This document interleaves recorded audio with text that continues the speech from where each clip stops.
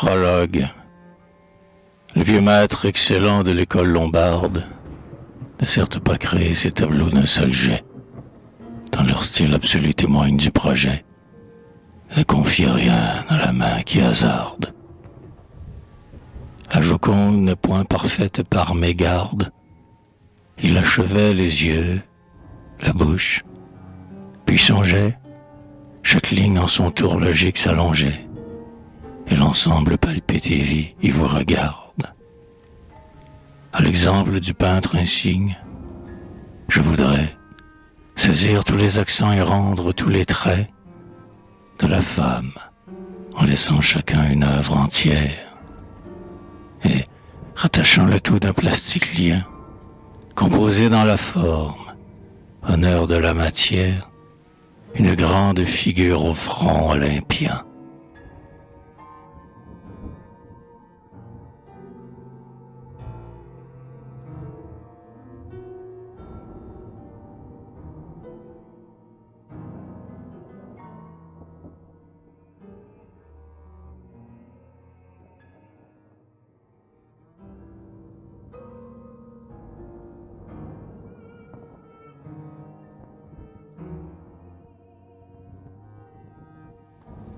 Le sonnet des yeux. Le soleil des beaux yeux ne brûle que l'été. Plus tard, il s'affaiblit. Plus tôt, il faut attendre. C'est un rayon d'avril, pâle encore et trop tendre, n'échauffant que la grâce au lieu de la beauté. Au solstice de l'âge, un instant arrêté, c'est un feu qui ferait revivre un cœur en cendres, une flamme dorant, avant que de descendre, l'épanouissement de la maturité. Pourtant, un jour plus doux tremble dans l'aube blanche. On dirait que du sein de l'ombre qui l'épanche, mystérieux, il garde encore de la nuit. Le ciel profond n'a pas dépouillé tous ses voiles. Parmi l'azur, il semble oublier des étoiles. Et dans les yeux de vierge, une aube monte et lui.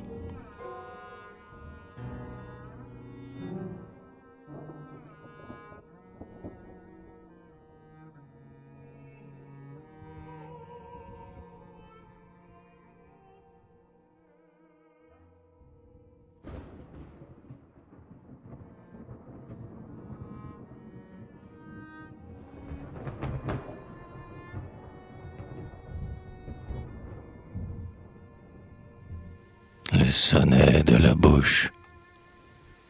Ô lèvres, fleur de sang qu'épanouit le rire, frais calice du souffle et rose du baiser, où, malgré moi, revient mon rêve se poser, si douce que les mots ne peuvent pas le dire.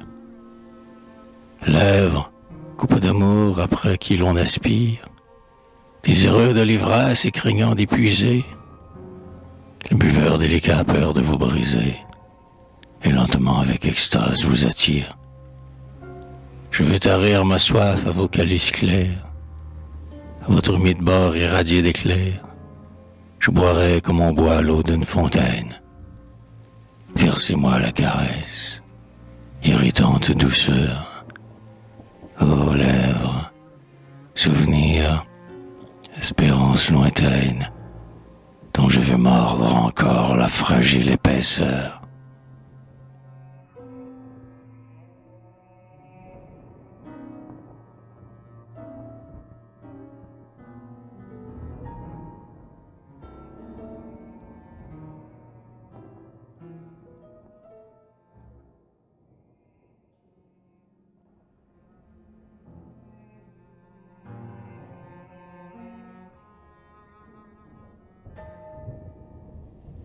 Le sonnet des dents.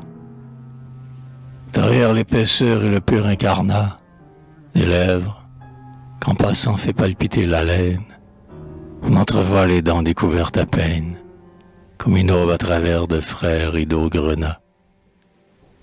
Ce n'est rien qu'un rayon, un filet délicat, dans la bouche pourpre étincelante et saine, La parole les montre en blancheur incertaine, Le rire, plus ouvert, en révèle l'éclat. Sous la suavité des lèvres amoureuses, attirante aussi, vous luisez dangereuse. Voluptueusement vous nous blessez un jour, blanches dents sans pitié, petites dents aiguës, qui déchirent le rêve et faites qu'à l'amour, boire les baisers ainsi que d'amers ciguës.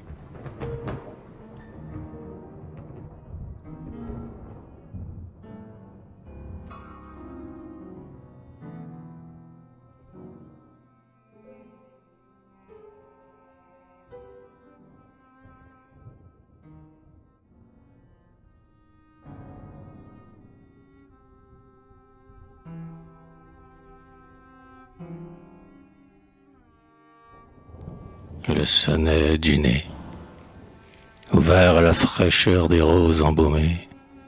Le nez, suite du front classiquement étroit, se dessine un peu grand, irréprochable et droit, dans la convention plastique des camées. La plus belle parmi les mortes bien-aimées, Cléopâtre, la reine à qui mon rêve croit, avait ce nez fétidon, mieux qu'un charme froid. La grâce fit qu'Antoine oublia ses armées. J'aime encore le nez des Juifs, pâle et fin, dont la narine rose anime le confin de la joue, et palpite et s'enfle, sensuel.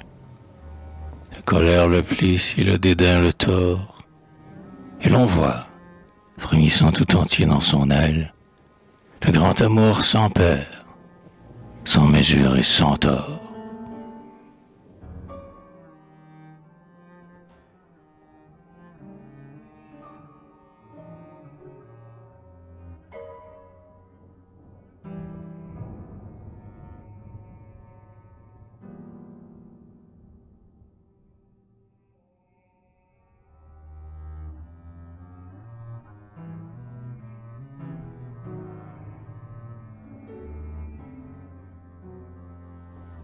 Le sonnet du front, ainsi que la lueur d'une lampe d'opale, veillant dans une alcôve ou devant un autel, ainsi, rayon d'amour ou soupir immortel, le feu de la pensée éclaire le front pâle. Ta lucide beauté ne connaît point le hâle, ni les molles langueurs des roses de pastel, et l'impeccable orgueil de tes lignes est tel qu'il saurait démentir les tortures du râle. À la fois transparence et reflet précieux, tu sembles répéter la lumière des yeux, dans ta blancheur d'hostie et ta rigueur de pierre. Ton étroitesse est comme un abri délicat, car l'âme ne luit pas toute sous la paupière, qui concentre et dérobe à peine son éclat.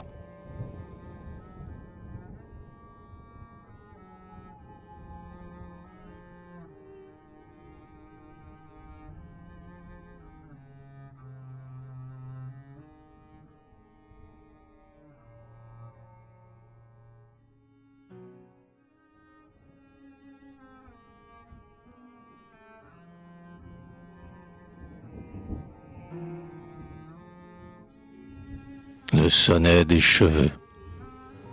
Le flot de ses cheveux a baisé le soleil. Il en est demeuré rouge comme une aurore. Il brille sur la tête auguste et la décore, comme un ruisseau coulant dans un pays vermeil. Les profonds cheveux bruns embaument le sommeil. Les cheveux blonds sont doux, un miel exquis les dort.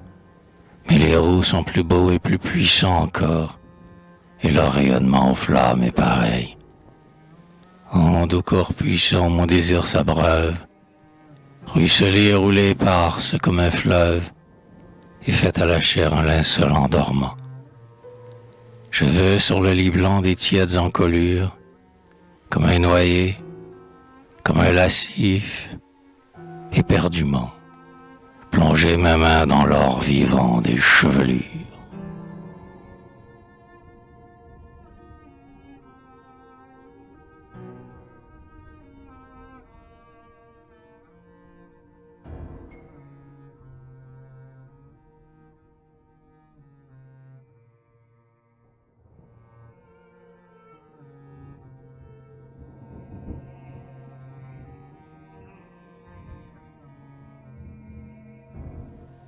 sonnet de l'oreille. Elle serait la nacre au bord des coquillages, si les nacres avaient ces humaines blancheurs. Elle serait le rose et le satin des fleurs, si les roses vivaient au barreau des treillages. Il semble qu'une fée, en de lointains pillages, ait pris leur éclat frais à toutes les fraîcheurs. Leur coloris est fait de toutes les couleurs, et la lumière y trace, exquise, des sillages. C'est la volute et c'est la conque, c'est la chair, devenue arabesque avec son ourlet clair, au préside d'une loi d'harmonie ancienne. Et vous avez, malgré la date du sculpteur, des airs de curieuse et de parisienne, qui fait des mots et qui provoque le conteur.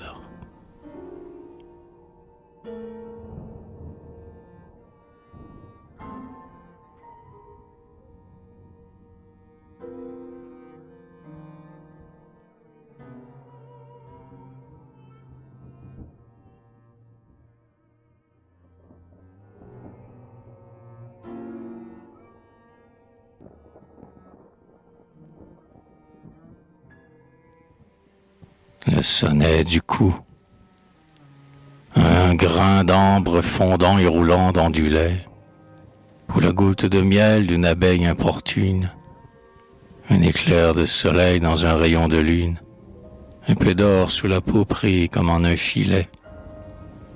Voilà les tons subtils du cou. Si l'on voulait l'avouer, que l'on soit blonde, châtaine ou brune, mais le contraste fait la neige sur chacune des épaules plus blanches, et le charme est complet. Droit, il porte au repos, comme une fleur insigne, la tête, puis se penche onduleux, et le signe, s'il avait cette grâce, aurait ce cou charmant. Puis se renverse avec la bouche qui se pâme, et trahit, sous l'effort d'un léger battement, dans sa réalité le doux souffle de l'âme.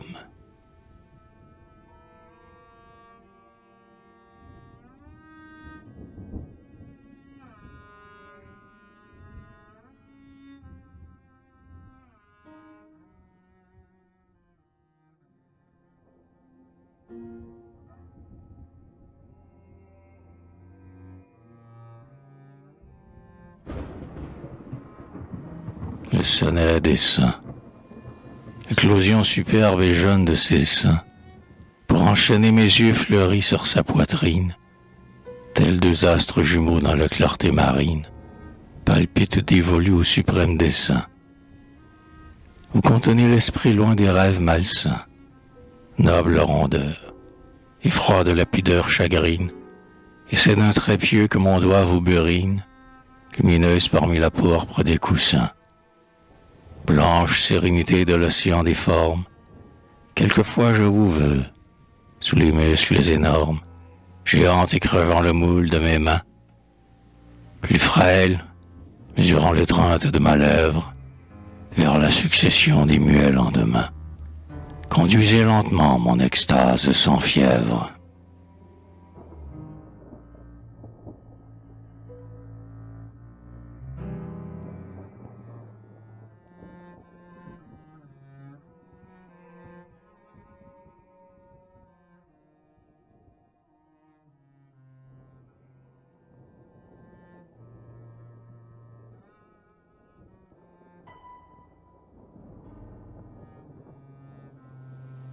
Le sonnet des bras.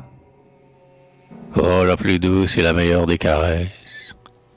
Autour du cou, deux bras enlacés simplement. Premier mot du désir, premier rêve d'amant, et premier abandon de toutes les maîtresses. Puis vaincu et jeté parmi le flot des tresses, comme le fer tenace arraché de l'aimant, à l'ombre des rideaux le long apaisement, des suprêmes langueurs et des molles paresses. Et quand l'âme et les sens rassasiés, l'esprit, clairvoyant, vous regarde, il voit et vous décrit, relevé pareil aux anses d'une amphore. Du poignet nu 120 bracelets de métal, et du coude où le blanc des rougeurs d'aurore, à l'épaule au parfum plus doux que le santal.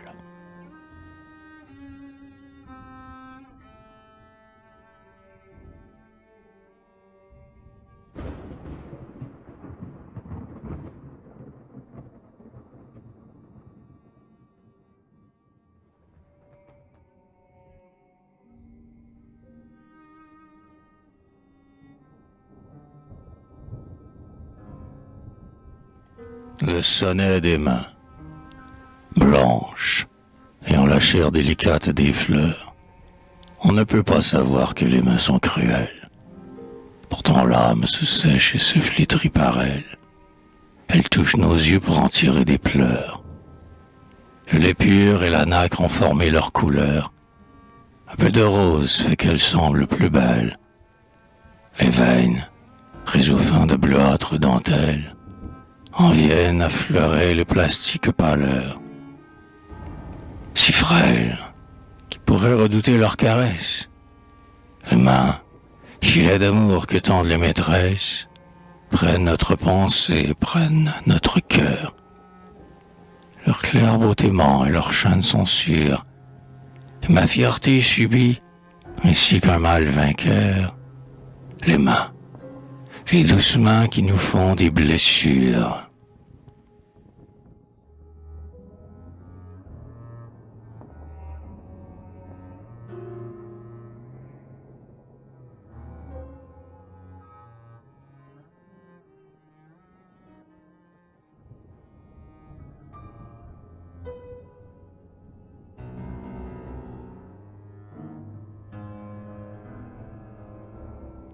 Le sonnet du ventre, appuyé sur les reins et sur les contours blancs des cuisses, au-dessous des merveilles du buste, le ventre épanouit sa tension robuste et joint par une courbe exacte les deux flancs. Les tissus de la peau sont à peine tremblants, du souffle qui descend de la poitrine auguste, et leur nubilité sur les hanches s'ajuste et s'y fond en accord superbe et saillant. Un enveloppement de caresses ou de vagues en termine la grâce et dessine un pli vague des deux côtés sur la solidité des chairs. Au milieu, sur le fond de blancheur précieuse, le nombril, qu'on creuse et corole au pli clair, entr'ouvre son regard de fleurs silencieuses.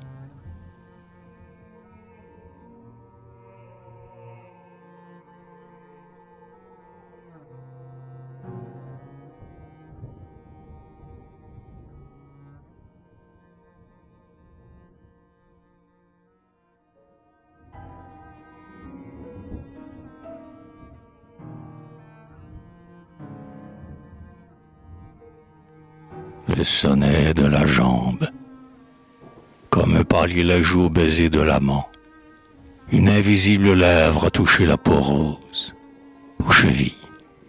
Le sang glorieux les arrose, sans que leur neige en soit moins blanche seulement. Voici qu'un peu plus haut le divin gonflement de la chair semble un marbre où la sève est enclose. Le genou souple règle son gré chaque pose et conduit l'action du pas ferme et charmant. C'est la vigueur et c'est l'élan des chasseresses, où, dans le geste propre au plastique paraissent, la détente du grand repos oriental. Et l'on songe à Diane, au front ceint de lumière, parmi ses nymphes, près des sources de cristal, la plus svelte, la plus superbe et la première.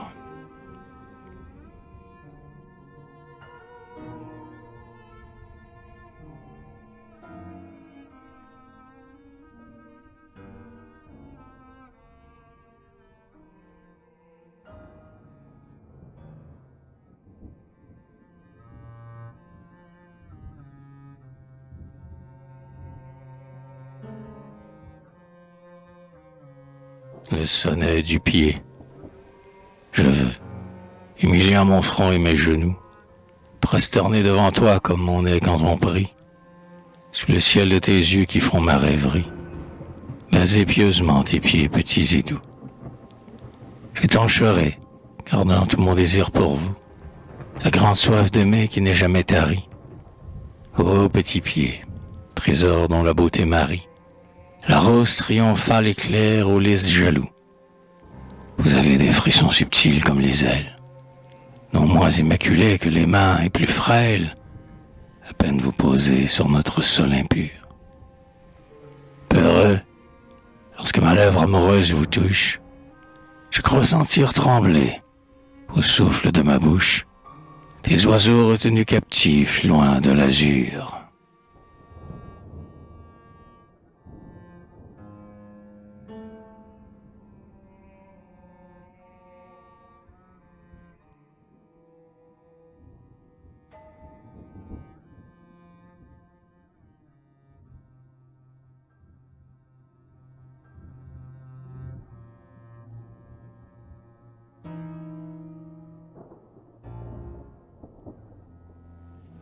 Le sonnet de la nuque, comme un dernier remous sur une blanche plage que les flots refoulés ne peuvent pas saisir, sur la nuque que mord le souffle du désir, un frisson de cheveux trace son clair sillage, frisson d'écume d'or, si vivante que l'âge se connaît à la voir, et qui semble choisir l'école dont la beauté modelée à loisir a les perfections antiques d'un moulage.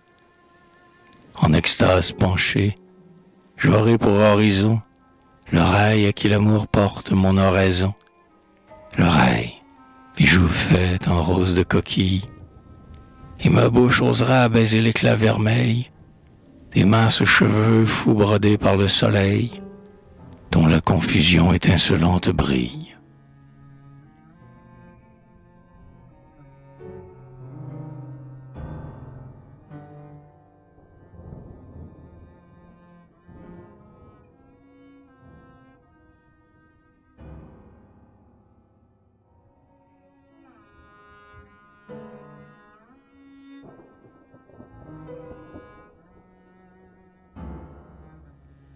Le sonnet des épaules, la courbe n'eut jamais d'inflexion plus douce, excepté quand elle est le sein pur et charmant. Elle laisse tomber leurs ondes mollement, dans la succession des lignes sans secousse. Une ombre d'or que font des duvets et des mousses, à l'aisselle en finit l'épanouissement, et les songes légers qui viennent en aimant, sur elle vont dormir au bord des tresses rousses. Opulentes, sans rien qui sente la maigreur, elles ont, n'étant pas sujettes à l'erreur, l'impeccabilité de marbre des déesses. Nul voisinage exquis n'est pour elles gênant.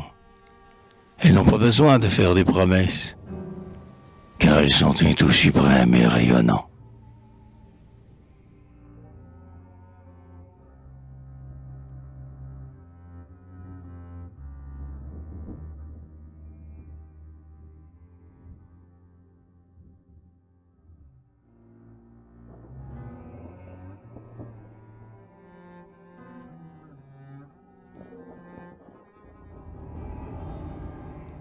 Avant-dernier sonnet.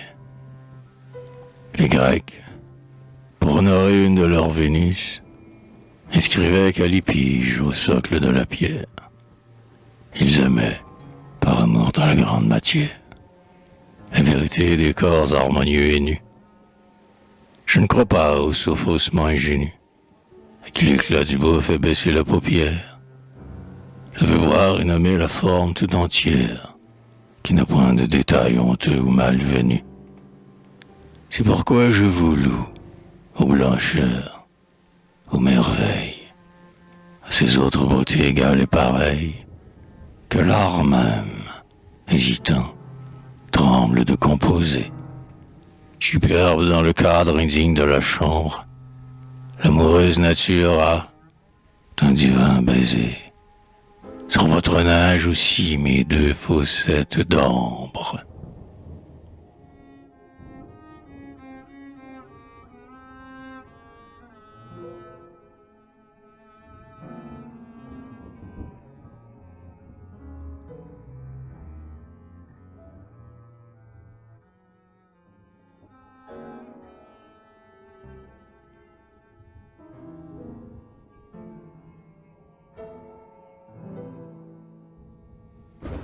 dernier sonnait.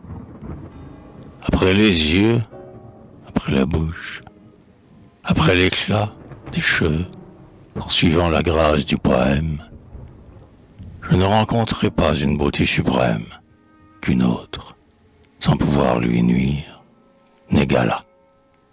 À ce siècle menteur bien plus que délicat, ses pudeurs a poussé les feintes à l'extrême. Voici qu'il a flétri ce dernier sujet, même avant qu'un simple trait de plume le marquât. Donc mon œuvre sera par moi-même meurtrie. Au lieu du nu superbe, un pli de draperie dérobera la fuite adorable des flancs. Encore il se peut bien qu'un vil regard indique ce voile, malgré soi moulant les contours blancs, comme une invention de Vénus impudique.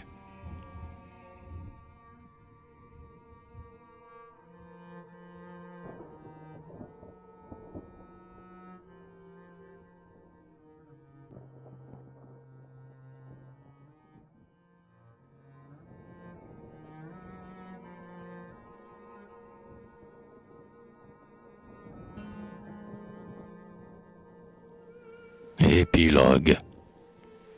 Mon esprit, secouant ses ailes de corbeau, a voulu fuir le poids de l'ombre coutumière, et son vol a monté vers la splendeur première, pour étreindre et fixer le poème du beau. Si je n'ai pas tenu sûrement le flambeau, c'est que j'aurais tremblé, vaincu par la lumière. Si tu n'as point surgi, déesse tout entière, c'est qu'au moule parfois l'œuvre laisse un lambeau. Pourtant j'aurais voulu te dresser toute nue, blanche création de la force inconnue, dans le rayonnement de ta réalité. Et j'aurais simplement montré du doigt ta forme, dépassant, par le seul effet de la beauté, les efforts monstrueux de la matière énorme.